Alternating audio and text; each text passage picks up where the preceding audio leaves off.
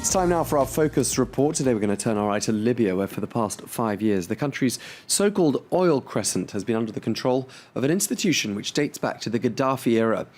But now some of Libya's major oil ports are under the control of a certain General Khalifa Haftar. He is an opponent of the country's UN-backed government, and his takeover of that region has alarmed the West. Well, a France 24 team has this exclusive report on what's happening in that region. We're heading west with one simple objective: leave Libya's Oil Crescent as discreetly as possible.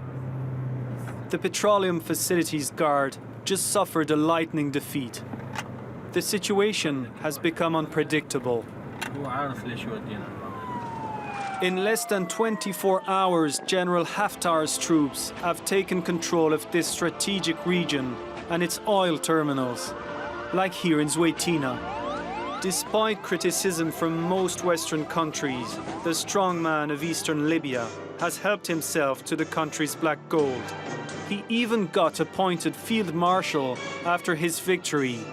His TV channel spinning reports of the battle. The international community was astounded by the rapidity of our action. It was unable to react in any way. It didn't understand how we were able to do this in less than 3 or 4 hours without any casualties. A few days back, such an epilogue would have been hard to predict. We gained exclusive access to film IBRAHIM JADHRAN. At only 35, he had reigned supreme over the oil terminals of central Libya since 2011.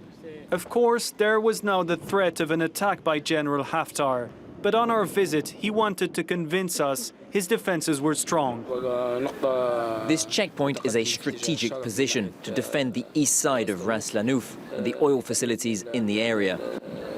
My men are well prepared given the current state of emergency.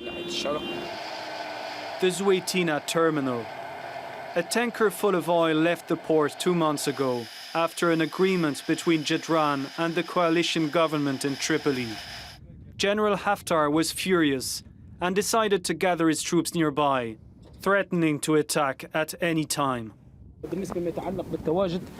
What you see there in the distance is the town of Zoueitina.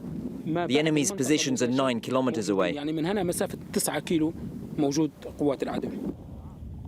They say they want to liberate the Oil Crescent, but in fact they want to get hold of the oil to destroy the political process in Libya and the coalition government. Ibrahim JADHRAN spent years in prison during Gaddafi's rule. He took part in the revolution in 2011 and became head of the Petroleum Facilities Guard, created by the old regime. JADHRAN made it his independent militia. It overcame numerous attacks, the latest one by the Islamic State group. This arid region went through ferocious battles. We fought to defend Libya's oil. The Sedra terminal was the spearhead of Libya's oil industry, with the capacity of 500,000 barrels a day at its peak. Most of the storage tanks are now destroyed. We always stay vigilant because you never know who might stab you in the back. Those tanks were hit by the Islamic State group on the 4th and 5th of January. The fighting caused the damage you can see here. In Al-Sidra's port, only a few local workers were maintaining the facilities when we filmed there. We joined them for the inspection of an offshore installation. A few years back, tankers used to come here to fill up with crude oil.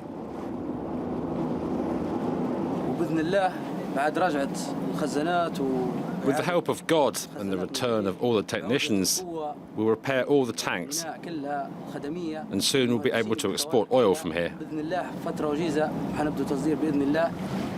To find functioning oil fields, we need to drive into the desert. Zoueitina produces 26,000 barrels a day, almost 15% of Libya's meager production. Employees of the National Oil Company refused to talk to us. Their boss in Tripoli publicly took sides against Ibrahim JADHRAN, accusing him of having ruined the country by blocking the terminals and embezzling money. Back in his comfortable office in Ras Lanuf, JADHRAN denies those charges.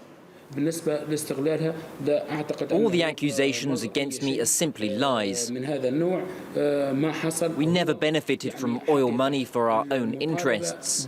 What we want is to prevent anyone from taking the oil for political means. It belongs to all Libyans. Libya has the biggest oil reserves on the African continent. However, because of the growing political chaos, it's also the smallest exporter within OPEC. People here feel trapped.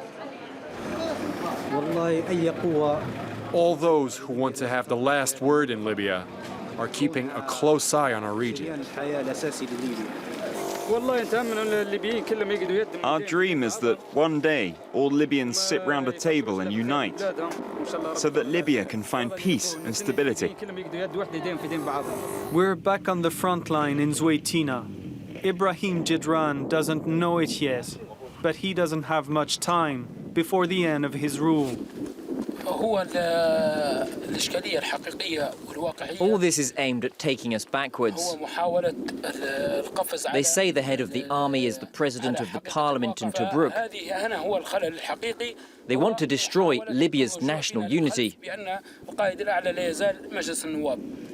A few hours after this last interview, JADHRAN's kingdom came tumbling down like a house of cards.